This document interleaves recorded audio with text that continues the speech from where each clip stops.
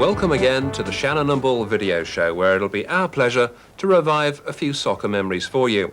This week, Mick and Alan will be helping me pay tribute to a few small town clubs who really had no right to reach the big time. Mills and Tyson. In for Gates. McAllister behind him. Gates across, a tricky one, it's in! Over this side we've got Jones as well. Peter shot. Oh, straight in the back of the net.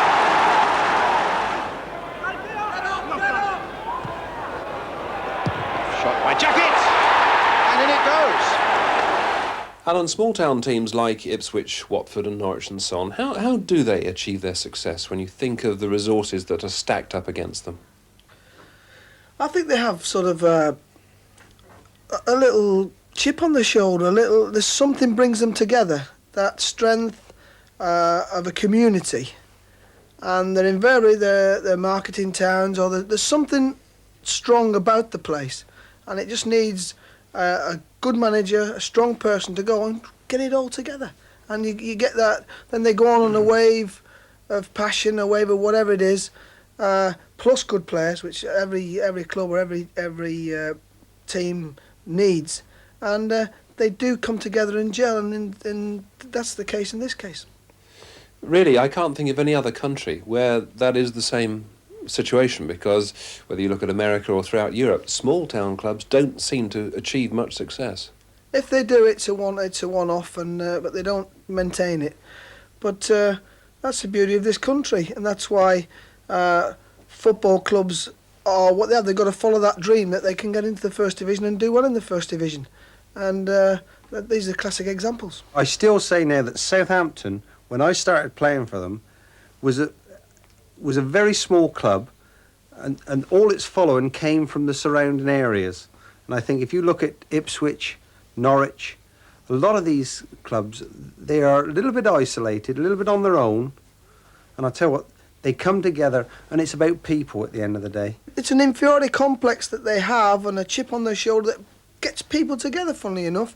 And the right management, the feeling within the place, the pride of their town, the pride of their own little patch, their own little place. And if you get it, you can get it together, you can achieve all sorts of things. Which I don't think that's a complex. I think that's healthy. Now, I think that every small club in the country, I mean, I don't think that the likes of any small club should belong to the people, wherever we are in the country. Now, if it belongs to the supporters, your football club, if everyone in that club is important, and if you go out in the town, whether it be in Chester, whether it be in Swindon, the people are recognisable.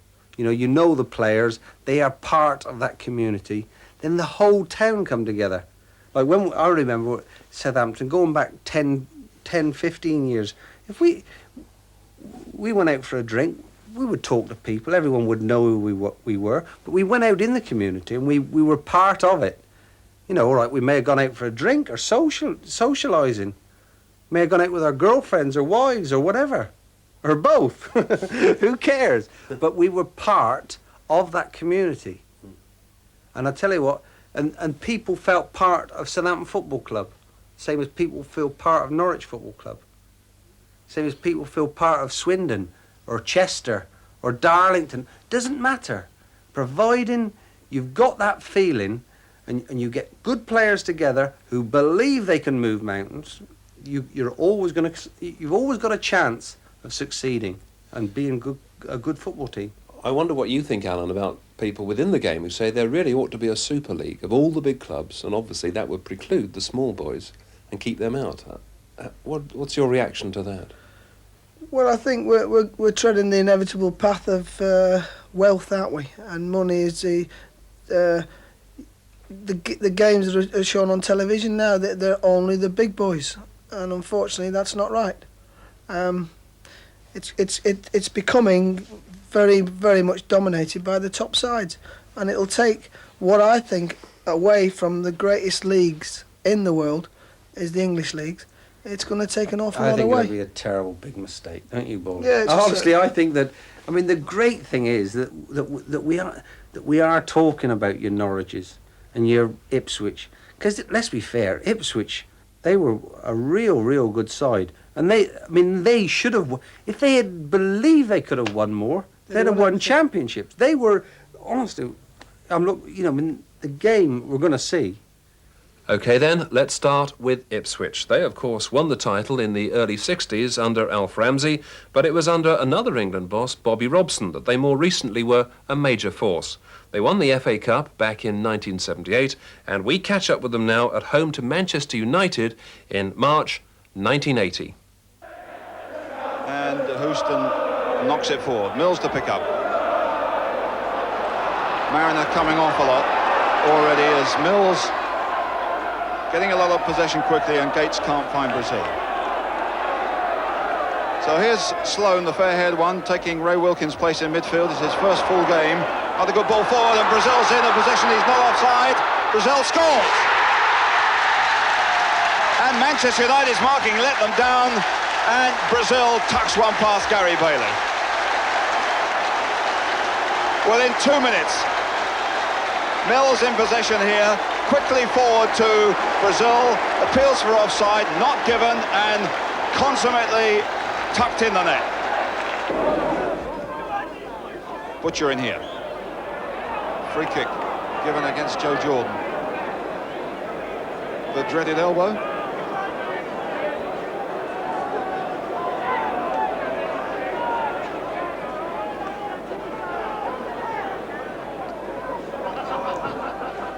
Deep for Paul Mariner. Paul Mariner gets there. Brazil is onto that one. Mariner. It's in.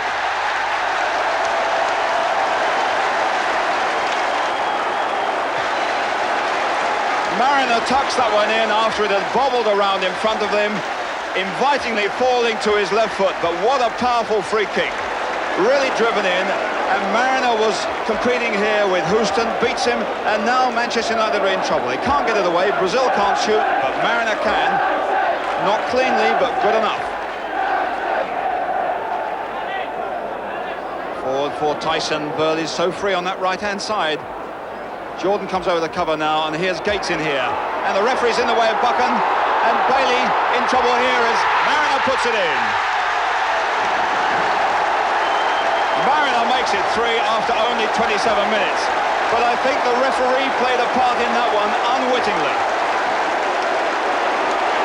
Burley down the right here. Now watch Gates go for this, and Buchan go across. He hits the referee, you can't get at him, and once again, they're in dire trouble. Bailey can't get it away. It falls to Mariner, and it's 3-0.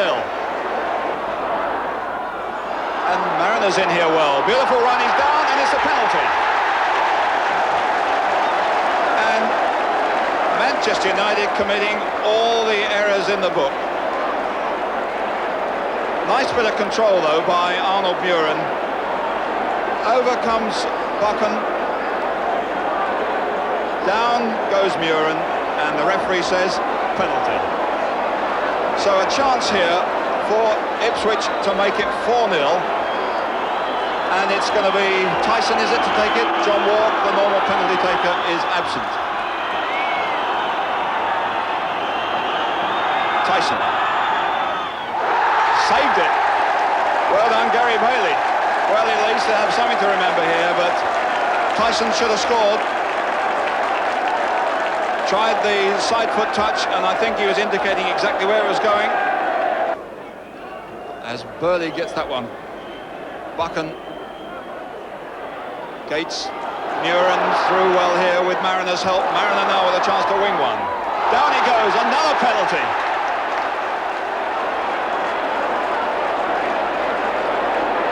Gracious me, it's all happening here. Nicol penalised for that challenge. Certainly a rash one. Now I think it's going to be Kevin Beattie going to take this one, but let's see how it happened. Bang! Inviting the referee's reaction, and there it is. Now Beattie scored twice from the spot for the reserves last week. Will Bailey save this one again though? Kevin Beattie. Done it again. Once more. And off the line by Koppel. And has it got to be taken once more? I think it has. Well, poor Gary Bailey. Now, did he move? Yes, he did. But he did well to get it. But the referee says, you moved before the kick was taken. Let's have it again. Well, this isn't doing his morale any good, and nor is it doing the morale of Manchester United any good at all. It's already in tatters. And Beattie will have another chance.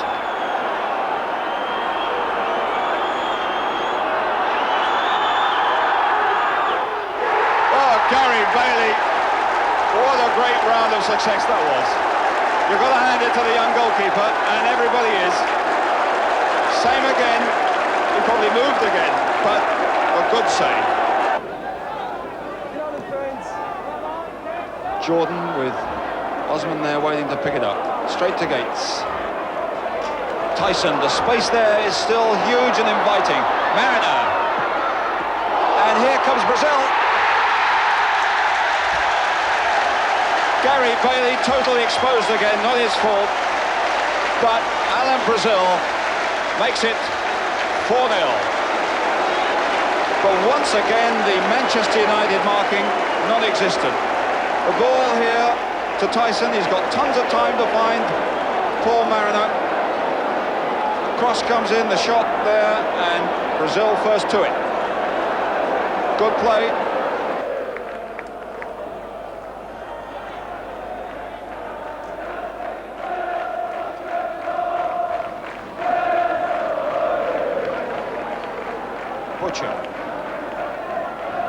Everybody having a little run now. Muren losing Sloan, finding Brazil, and can this one fall to Mariner? No. It might well fall to Tyson though. He's got it.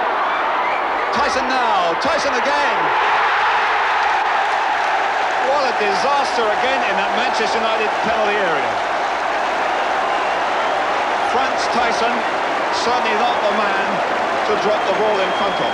Well, Brazil's shot. Now there's a chance here for McQueen to get that ball away comfortably. What does he do? He gives it straight to Franz Tyson. Did well though to duck round Houston. He's got another man to get by yet. That's McQueen, and then into the back of the net. Another one from Beattie. Powerful stuff. Gates, Mariner. Who's going to get the hat-trick? It's over for the corner. Well, Mariner was in with a good chance there. I think if he doesn't get a hat-trick today, he's going to find it more difficult on other occasions.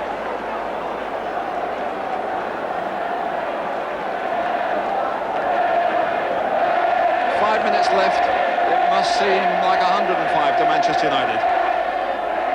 In comes Beattie. The goalkeeper was right out of position.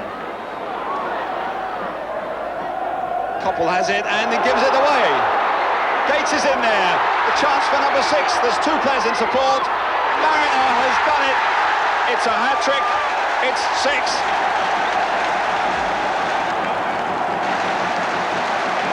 Well, Gates cashed in on the error.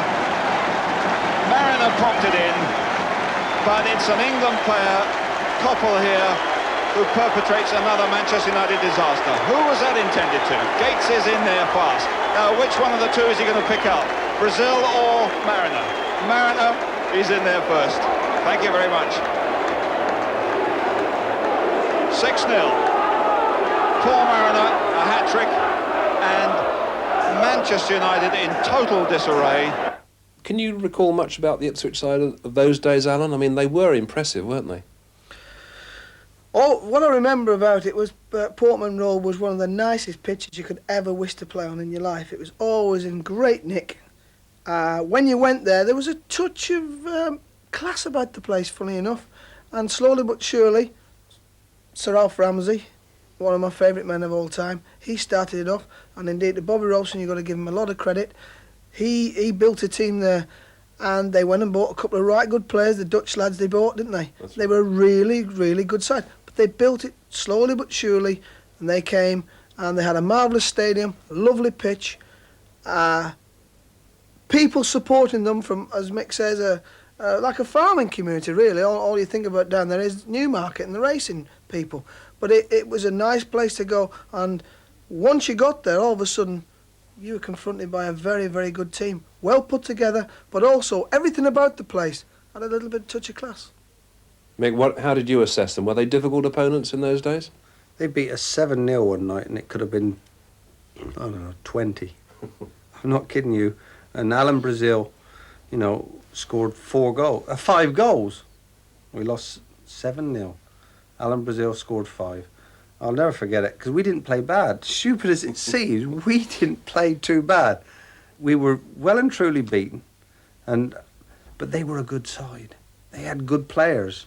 That's what people forget. What I'm trying to say is they had some good young players. A lot of the players they brought through themselves. Brazil was a Scots lad, but he'd come through their youth system. You know, they had Mick Mills who was playing for him at the time. He was taken from Portsmouth when he was a young lad and gone there, and he had come through the system. Beattie was playing, who for me, if he hadn't had the injuries he had, would have been one of the greatest players that we'd ever had.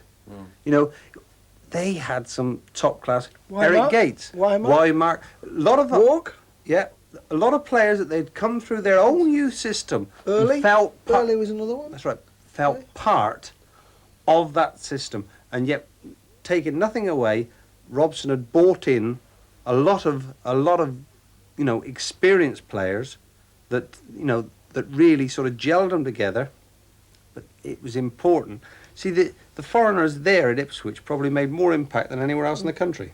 Well, let's see more of Ipswich in action now. It's a year later, 2 home games. The second is against Spurs. The first brings Everton to Portman Road. Mills in here to Gates. McMahon behind him. Gates likes to turn people, but prevented there as Mills gets a bit of freedom. Up goes Walk. No, it's Mariner now. Mariner again. Tyson once more. Driven wide and out. And Everton hang on by the skin of their teeth. Well, a couple of chances there to drive them in, blocked by legs and bodies, and there's Brazil, and he's got that one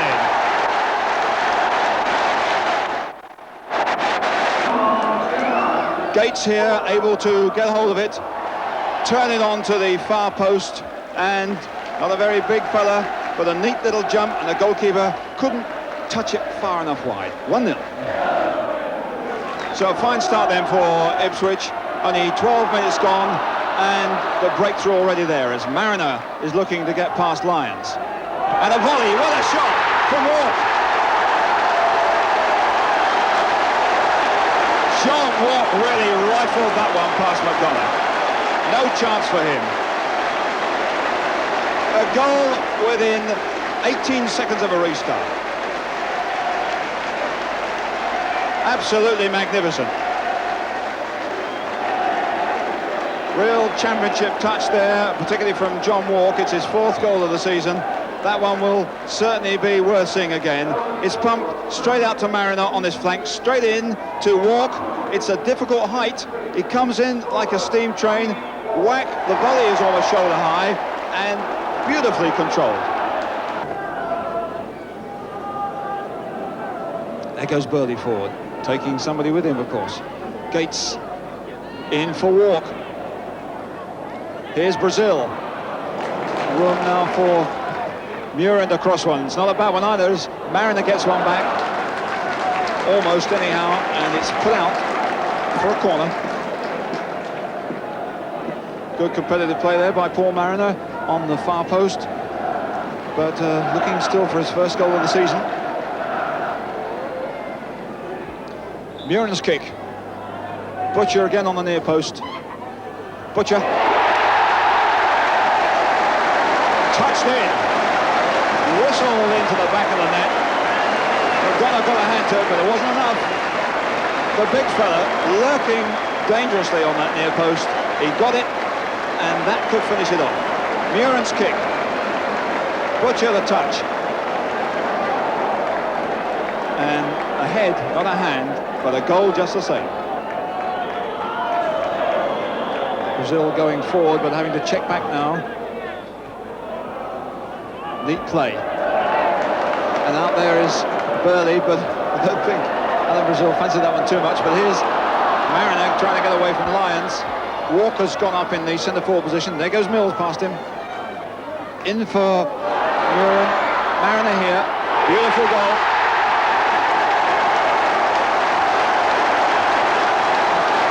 A touch of class and quality about that one. Well, Mariner here says, OK, if you want it, come and get it. But I'm going for the old 1-2.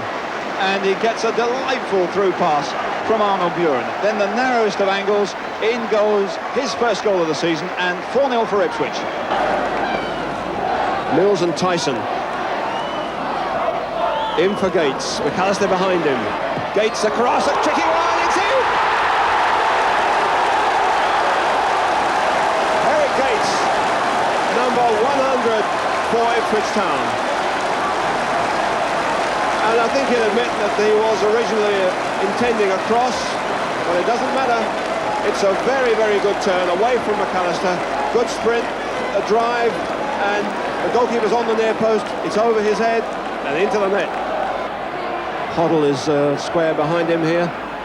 Ipswich mark up on the edge of the area, but Spurs have a lot of players forward. It's up to Hoddle now. Doesn't succeed. When it comes to Muren. Mariner goes down the left. It's him against McAllister, with Spurs bringing a lot of players back fast.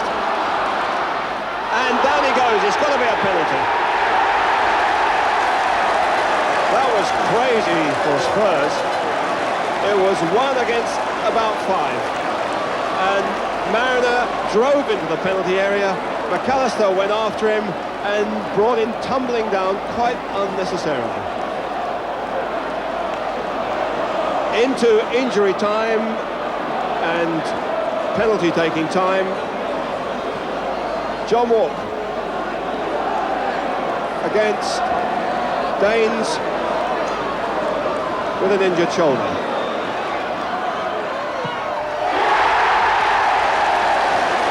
Well beaten, the shoulder really hurts now, I bet. John Walk does it again. His 10th success from the penalty spot, his 31st goal, and just at the time that Ipswich needed it. Great confidence there. Hoddle. Tyson sticks with him. Tyson again. And forward goes Gates. Mariner on the right. McAllister goes over. There's Brazil on the left-hand side. There's space here and he's on his left foot.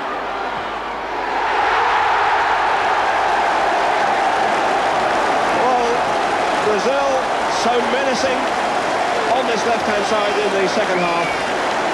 Very unselfishly set up by Paul Mariner. And what good work there was before that by Gates and Tyson. They look easy, but there's very little target to hit. And Brazil is pinpoint on it. How much of that success was down to Bobby Robson as a club manager? Well, you've obviously got to give him an awful lot of credit for it. But I think the roots were led by Sir Alf. Yes, you, of course, being a great Alf Ramsey admirer. Yeah, but we say that, I mean, because, I mean, we feel that he hasn't done a good job for England. I think that probably it happened with Don Revie as well. You know, he done a very good job at Leeds, and he's gone into the England managership and tried to do the same with international play, with proven players, which I think's failed. But as a man that made a club, I think that Bobby Robson done a tremendous job at Ipswich. And the team that he had, I felt, I just felt they just lacked a real bit of bottle. I didn't think they believed they were good enough. Because, you know, they went so far, and yet they should have won the championship, I think, for definitely 2 years. And they failed both years. All right, they ended up winning the FA Cup, and they ended up winning a UEFA Cup. I think it was used to be the Fairs Cup. I'm not sure which one it was. But, I mean, as we see, I mean, the football they play, I mean, they took Man United apart. When do you think it all started to fall apart there? Was it when he left to manage England and Bobby Ferguson came in? Do you think that was the beginning of their decline? Because they were a great side and it fell away a bit. Well, I think they all got all together, which does happen. You have a period of time at a football club, as well as building a team. That team for they virtually pick themselves for quite a long time, and they do ever so well, and you win things and you go closer in things. Then all of a sudden they all come all together, and all of a sudden, and it happens so quickly. To build a team takes an awful long time, but for people to leave and for people to split up and for managers to go, it happens ever so quickly. And I think that was the case with Ipswich. That's right, with Ipswich. And let's be fair, you like George Burley and BT. BT had a very bad knee injury, and he was a young player who probably you would have relied on, and so was Burley. They had a few things went wrong for the team. All right, then the older players just gone over the top. They couldn't replace them. Being a small town club, it's not as easy to replace them. All good teams come together when you've got 4, 5 or 6 players come good together. And then you're carried through. But the likes of your big clubs like Liverpool can go out and buy players. But your small town clubs that we're talking about, they can't afford to go and buy anybody. Plus, so when you lose someone, then you're stone dead, aren't you? They had people bought off them as well. The big clubs came and realised what good players they had there, and all of a sudden they found it a little bit hard to stay with these players because they were taken away from them. Brazil was the classic example with Manchester United. It didn't quite work there for him. That's a change of club. I bet he thought it was the greatest move I've ever made. They're going to Man United, and then he never kicked a ball for them. But yet he didn't become a worse player. But within that team, within that place where he was happy at Ipswich, he was a hell of a front player. What did you think about the two Dutchmen? Was that a gamble that paid off? I mean, it appears to have worked. They were very good players. Buren and Tyson. Yeah, they were. I mean, they were class that they bought for nothing. Really, that was good buying. That was good management. They were the two foreign players that really sort of made a mark. I mean, there obviously are others, but I mean, it's hard to think off the top of my head. They were good buys. But they made a mark, didn't they? Yeah. Muren, was a good player. Tyson was a very, very good player for me. And they've come for very little money. And give Robbo credit there. He's gone. He was one of the first to go and buy them. Yeah, they were good foreign players, and they just tipped the balance to make Ipswich a very good team. So to summarise, we'd say really a good side, but they, as you said earlier, Mick, could have done a bit more. I just feel, at the time, I remember saying it at the time, this team, playing against them, they were a good side. I thought they were a good side, not just because, but they played, and they were always dangerous. They were all strong. They were aggressive. They had good ability. I thought they should have won the championship, and if they had won the championship, I'd say that was the greatest team that won the championship while I was playing. It's crazy. That's how stupid it is. And you're saying they missed out. I'm not sure by how many points they missed out, but it wasn't by much. As crazy as it may seem when we're talking about small clubs, if those same 11 had been playing for Arsenal or Man United, I think they'd have achieved what Mick's trying to say. Right, well, we'll take a break there. In a couple of minutes, we'll have Ipswich's country cousins, Norwich, under the microscope. Join us then.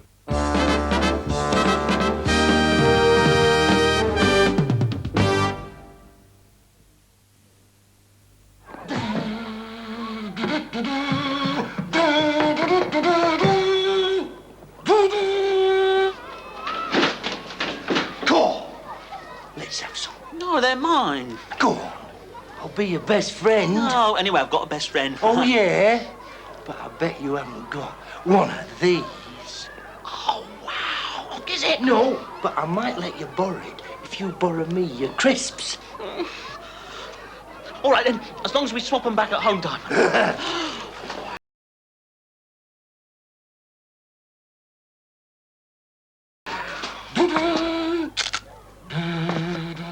You'll never grow old in Golden Wonderland. Make new friends on the telephone. 0898 66 0066. Chat line. Chocolate. Oh yeah. Caramel. Crunch. Twix Fits.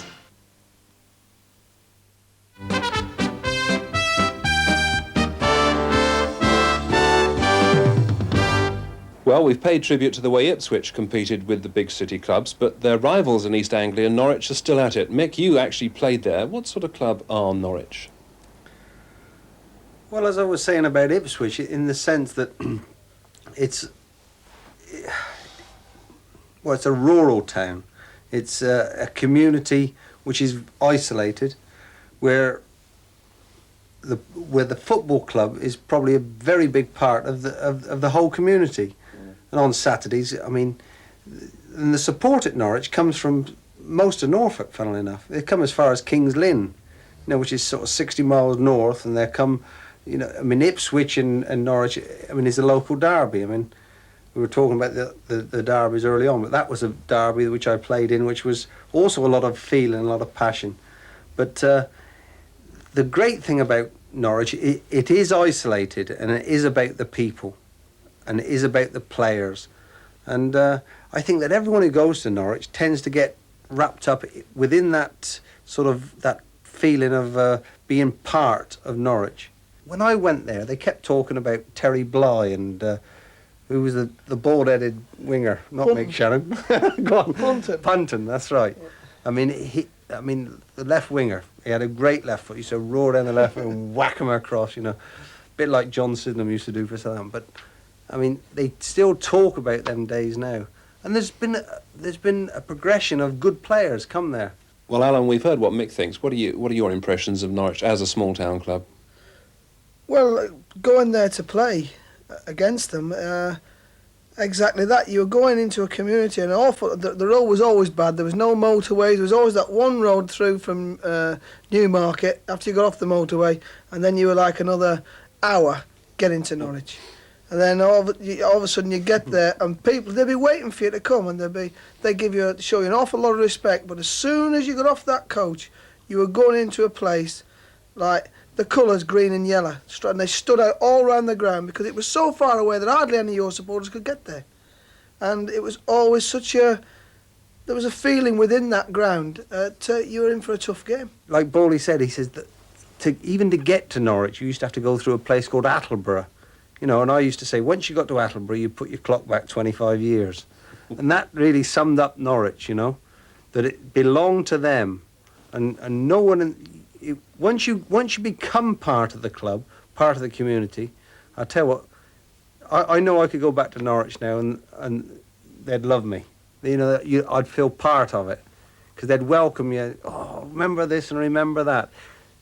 People and from everyone at Norwich City Football Club, from the first team players right the way down to the lad who cleans the kit, who washes out the dressing rooms, who mows the lawns on the training field, are all part of Norwich City Football Club. And you get little problems, but I tell you what, not half the problems you used to get at Man City, or what you get at these big clubs. I had a great time there.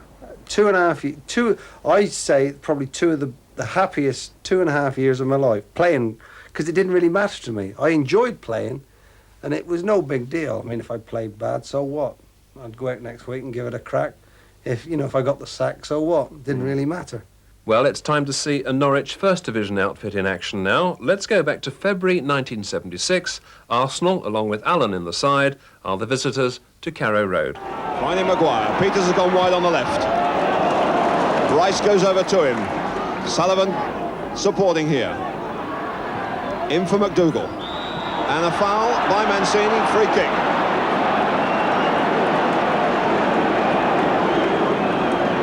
Terry Mancini really is only covering for young David O'Leary, one of 9 injured Arsenal players at the moment. Mancini to pick up big Duncan Forbes over this far side. So we've got Peters, Machin and Sullivan on the ball at the moment, but keep an eye on Peters. Over this side we've got Jones as well. Peters shot. Oh, straight in the back of the net.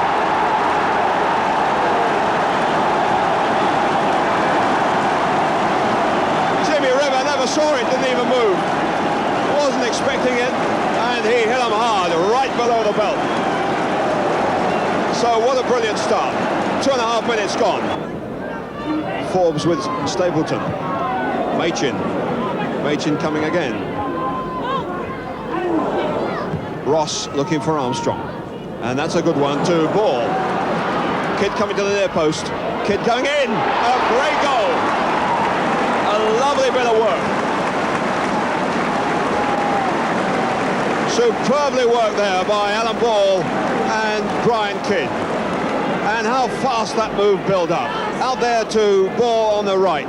Pushed it in very hard to the near post, and Kidd knew it was coming, and that's right into the roof of the net, and the game level after only 8 minutes. Jones with Boyer and Mancini. Can he turn on him? As soon as he's turned, he's got a chance to go by him. But Mancini, of course, isn't going to let him turn. Machin looking for McDougall. Can he turn? What a goal! What a superb goal!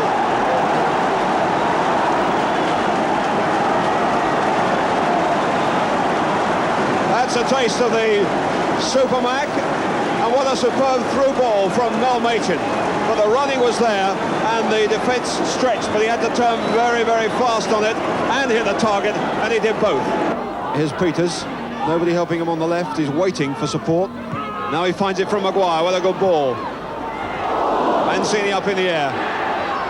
Rimmer puts it off. And there, once again, Rimmer to the rescue, as Peters showed his ability, and Mancini was caught out again.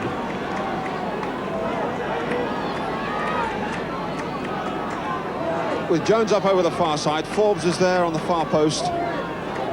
Peters in the goal area. Sullivan coming towards the kicker on the left here. Bringing ball to him.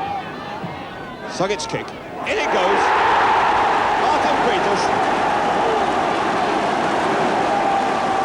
And once again, Arsenal caught out in the air. Very, very simple, but so effective. Was that regarded as something of an upset to lose 3-1 to Norwich in those days, Alan? I think the title "The Arsenal" sums that club up, and the upstarts have come and beaten us, and that was equivalent to a cup shock. It was a shock to the system. We were expected to be top of the league. We were expected to beat these teams and beat them comfortably, and it wasn't a very nice experience, I can tell you. What do you think their secret is? I mean, we've been through Ipswich and we discussed the policy of goodbyes and the motivation and so on. Is it the same at Norwich? I think so. We keep coming back to this community feeling, this isolation, but I felt it when I came down to Southampton from Arsenal and joined Laurie McMenemy. Did you feel they were a small town club? They just won the FA Cup, and I thought, well, I'll go down and speak to them out of courtesy, because he'd rung me and asked me if I would speak to them. And I came down here and I could not believe the feeling within the place. And I'm still here now, you know, because the people, whatever terms you want to say about it, it is that feeling you get for the people. And I think it is a little inferiority complex. But one still want to show you that they are passionate about their football team. And I think that's Norwich, Ipswich, Southampton to a certain extent, and even the likes of Portsmouth, who now want to be great again. And the people are desperate for it, and eventually it'll come. Bournemouth, if you want it bad enough, that particular community will make sure that it's there. And I think Norwich have been a little bit better at it than a lot of the smaller clubs, smaller town clubs. But I think in time to come, they will occasionally crop up these little towns. I can always see them doing well, because it matters, and they are isolated enough that the supporters can't go and support Tottenham. You know, and and they're not torn between two. If you're born within 30-mile radius of Norwich, you support Norwich. End of story. Otherwise, you don't go to football, and that's the great thing. And they'll always be about, because I tell you what, if you ever think there's going to be a Super League and there's going to be 6 or 7 clubs, well, I tell you what, now there is no chance. Football will die. I tell you what, football is about your small town clubs. Well, it's time now for another break. In a couple of minutes, we'll have a look back at some vintage Watford action. Join us then.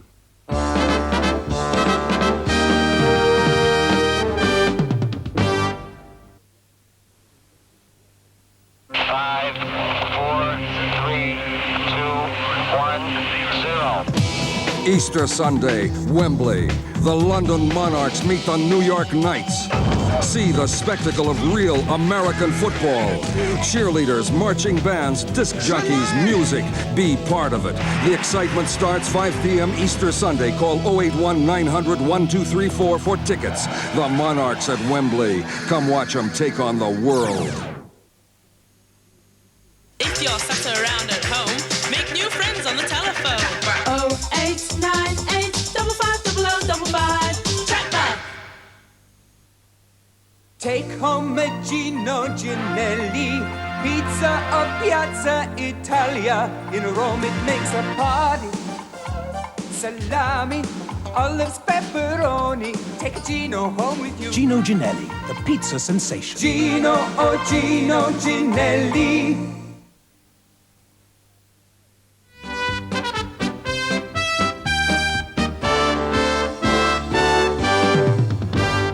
In the season 1981-82, Watford won promotion to the First Division, and in their first season there, they ended up in second spot. Let's have a look now at their first league visit to Highbury and their inaugural game against Everton. Haven't made a chance. Here's Kenny Jackett, central defender, with a good long throw again, aimed once more towards the big fellas, but it's King who gets it away. The long ball played out by Sheedy for Sharp. Oh, and he spotted Sherwood off his line, but the Watford keeper backpedaled quickly enough.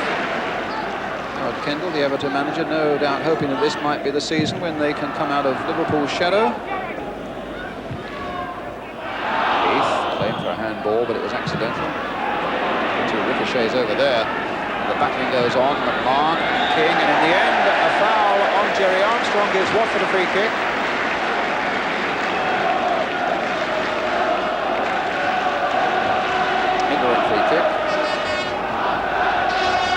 Jenkins, Armstrong and Blissett has come up from the back as well, so they'll be the three that they'll aim for us. Callaghan floats it in there, Ross Jenkins going all the way, and Armstrong has scored. No, oh, yes he has, it's been given, and Watford's first goal in the First Division comes after 21 minutes. The big broad smile from the Irishman Jerry Armstrong, carrying on where he left off in Spain, puts Watford in the lead.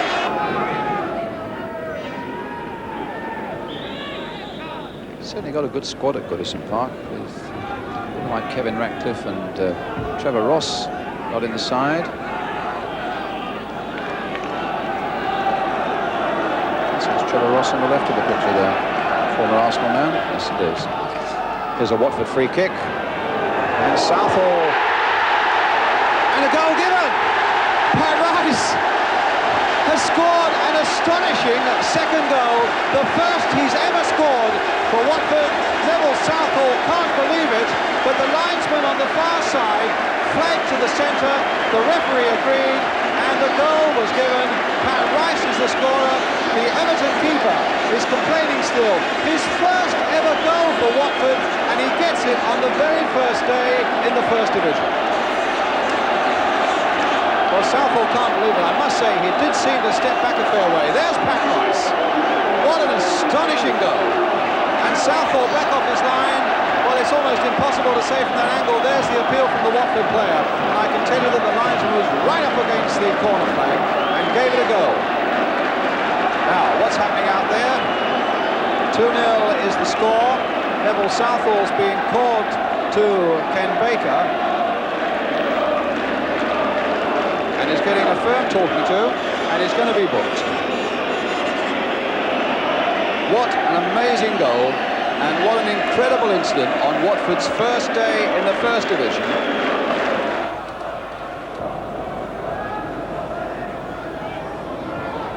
Ricks. Woodcock. Russell Sims. And Woodcock getting it through there. Oh! Fabulous goal there. Stuart Robson hits a most marvellous goal for Arsenal.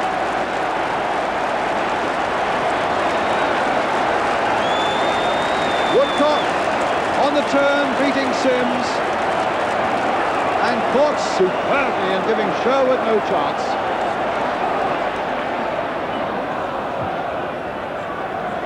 Well, reaching Woodcock.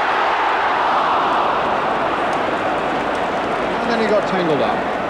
Some ball there by O'Leary. Jenkins beating O'Leary that time, though. Played on now for Barnes. And he's made it 1-1.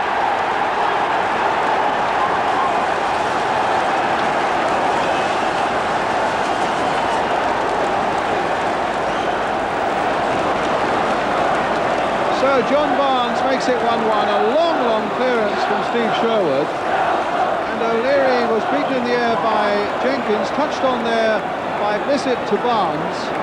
And the ball came off the defender, but will be certainly credited to the 18-year-old winger John Barnes.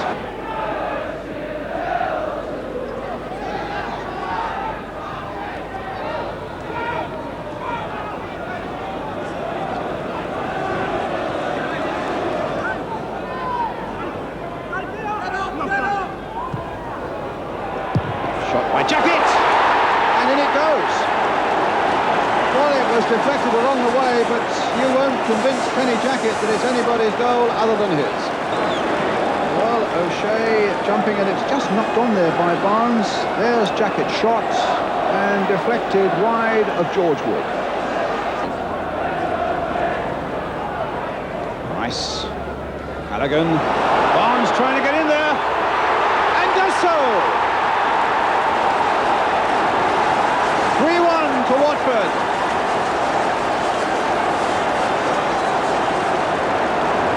John Barnes gets his second of the day.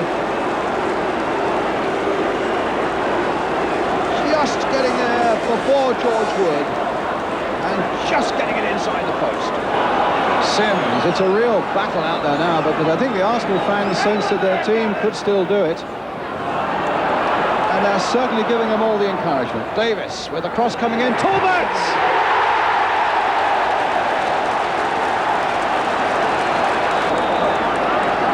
A lovely cross in by Paul Davis, and Talbot making one of those runs of his from the midfield. 3 of them all, and Sherwood is beaten, and Arsenal are truly back in it. O'Shea battling with Blissett. And Blissett might get the better of him, does so in fact. Gets the ball back for Barnes. And it's there! And Watford have scored again. The ball came off Robson in fact, but Barnes will say, I'm claiming a hat-trick. Blissett did well here, beating off the challenge of Danny O'Shea, pulled it back. There's Barnes with the shot. And it just goes off Robson into the back of the net. What do you make of Watford, Alan? I mean, that really is a success story. Well, again, on the fringe of the big city, they've come through, and they've arrived. I mean, they're there. They are a big name now in English football. But Mike's just touched on an interesting point about the chairman of these particular clubs. They give them that credibility. And I think, in all fairness to Watford Football Club, I think the day that Elton John walked in there, as zany or as crazy it appeared in those days, his heart and his love was for that football team. And he has gone there and he has given managers the licence to make them great. And he's backed them, and he's pulled everybody together. When you go there now, it is the friendliest club you could ever wish to walk into. Wherever you go, there are people who want to shake your hand. They want to be nice for you. There's a cup of tea in the dressing room for your players as soon as you arrive. Any problems with tickets, there isn't a problem at all. What would you like? Can we get anything for you? And this all is part of how a club becomes great. Not just the 90 minutes on a football field where you get players.